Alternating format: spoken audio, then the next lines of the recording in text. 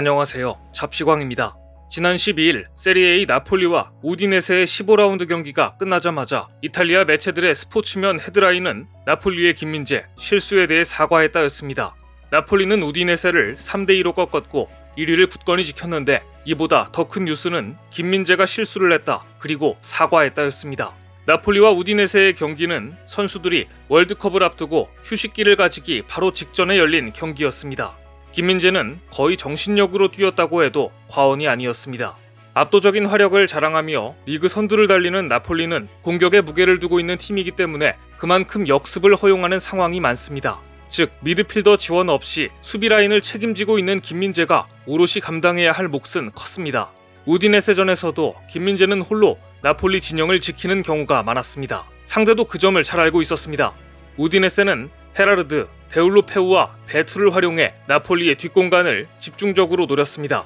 특히 리그 6골로 득점왕 경쟁을 하는 베투는 김민재 못지않은 빠른 속도로 위협을 가했고 상대 공격수와의 속도 경쟁에서 우위를 점하던 김민재도 협력 수비를 통해 막아야 할 정도였습니다. 공격 작업 시에 후방에 남는 선수는 보통 3명입니다. 센터백 2명과 양쪽 풀백 중 1명이 뒷공간을 커버하는데 지금 나폴리에서는 빠른 발을 보유한 김민재가 처리하는 비율이 높습니다.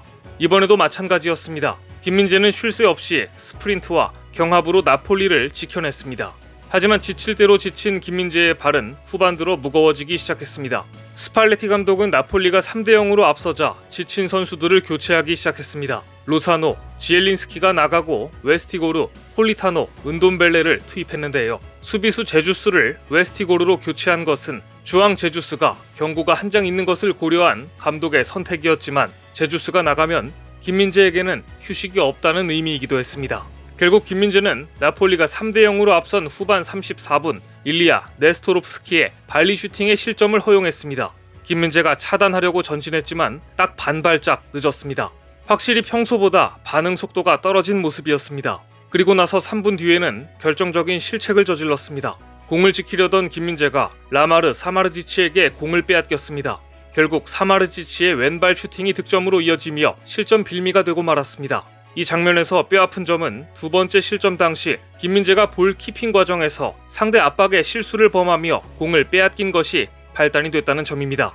이후 김민재는 체력적인 한계를 그대로 드러냈습니다. 후반 39분 공이 사이드라인을 벗어나지도 않았지만 몸을 숙이더니 그대로 주저앉은 겁니다. 하지만 잠시 숨을 고른 김민재는 남은 시간을 추가 실점 없이 막아냈습니다. 사실 이날 경기에서는 김민재의 방전 상태를 여러 번 확인할 수 있었습니다. 후반 34분 우디네세의 득점 당시 슈팅을 저지하려던 김민재는 넘어진 후 등을 그라운드에 붙인 채 한동안 일어나지 못했습니다. 후반 37분에는 라자르 사미르지치에게 공을 뺏긴 후 쫓아가는 발걸음은 무거웠고 급기야 마지막으로 후반 40분 헤더 클리어링 후 주저앉아 가쁜 숨을 내쉬었던 겁니다. 축구 통계 전문 매체 풋몹에 따르면 이날도 김민재는 패스 성공률 93%, 걷어내기 이외 공중 경합 승률 100%를 기록했습니다. 거의 탈진 직전이었지만 사력을 다했다고 볼 수 있습니다. 한 번의 실책이 치명적인 법입니다. 이날 김민재는 나폴리 선수 중 최하 평점인 5.6점을 받았습니다. 경기 직후 김민재는 동료들과 팬들에게 전하는 글을 올렸습니다. 팀원들과 팬들에게 깊은 사과의 말씀을 전한다. 우리 팀원들이 있었기에 경기에서 이길 수 있었다. 실수는 나를 더 강하게 만들 뿐이다. 다음번에는 내가 팀을 도울 수 있도록 하겠다. 김민재는 경기 직후 자신의 실수에 대해서 누구를 탓하지도 않았고 지쳤다고 변명도 하지 않았습니다. 깨끗하게 사과하면서 다음에는 더 잘하겠다고 의지를 다졌습니다. 이런 김민재의 SNS 글이 올라오자 나폴리 동료들도 반응을 남겼습니다. 주장 디 로렌초는 넌 최고야 라고 썼고 제다드카는 그냥 한마디를 썼습니다. 벽. 즉 너는 오늘도 벽과 같은 수비를 했으니 걱정 말라는 겁니다. 그 외에도 메렛, 웨스티고르, 라흐마니 등은 불, 왕관, 힘, 하트 등의 이모지를 달아놨습니다. 더불어 나폴리 구단 공식 계정은 아예 위러브라고 전했습니다. 누가 보면 골을 넣은 날인 줄 알 것 같은데요. 결정적인 실수를 한 날에 우리는 널 사랑한다라니 김민재를 노리는 EPL 구단이 많아지자 나폴리 구단이 요즘 김민재에게 잘 보이고 싶은가 봅니다. 이런 분위기는 이탈리아 팬들이 남긴 댓글에도 잘 나타나 있었습니다. 힘, 우리는 당신을 사랑합니다. 걱정하지 마세요. 당신은 아무에게도 사과할 필요가 없어요. 당신은 20개의 경기에서 수비의 핵심이었고 당신이 없었다면 나폴리는 이렇게 높은 곳에 서 있지 못했을 겁니다. 당신은 지금까지 무적의 시즌을 보냈습니다. 몬스터, 이제 월드컵을 즐기세요. 나폴리 팬들이 남긴 댓글에는 애정이 떨어지다 못해 김민재에 대한 신뢰가 물씬 느껴집니다. 김민재의 사과에 대한 이탈리아 현지 분위기는 실수를 부각시키기보다 솔직하게 잘못을 인정하는 모습에 감탄했다는 반응들이 많았습니다. 놀라운 것은 김민재가 탈진에 주저앉은 날 나폴리의 스팔레티 감독 역시 다독였다는 겁니다. 경기 직후 한 매체와의 인터뷰에서 김민재가 이적 후 최악의 경기를 펼쳤다는 지적이 나오자 이렇게 말했습니다. 만일 김민재의 실수가 뉴스 헤드라인을 장식한다면 지금까지 얼마나 좋은 활약을 보여줬는지를 대변하는 셈입니다. 이제 전반기 중 첫 실수를 했을 뿐입니다. 인간이기에 실수를 할 수 있습니다. 축구 통계 매체 트랜스퍼 마크트에 따르면 김민재의 출전 시간은 1800분으로 주장인 조반니 디 로렌초의 1869분 다음으로 많았습니다. 심지어 이 1800분이라는 것은 정규 시간을 90분으로 나눈 기준이기 때문에 추가 시간까지 더하면 시간은 더 늘어납니다. 이러니 나폴리 팬들이 괜찮다, 사람인데 실수할 수 있다라고 감싸는 것이겠죠. 이탈리아 매체들은 김민재의 소식을 집중적으로 다뤘습니다.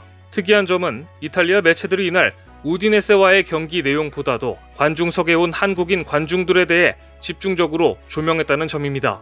보고 계신 이 장면은 김민재의 나라 한국에서 온 한국 관중들에게 이탈리아 축구 관중들이 둘러싸고 엄지척을 하며 박수를 보내는 장면입니다.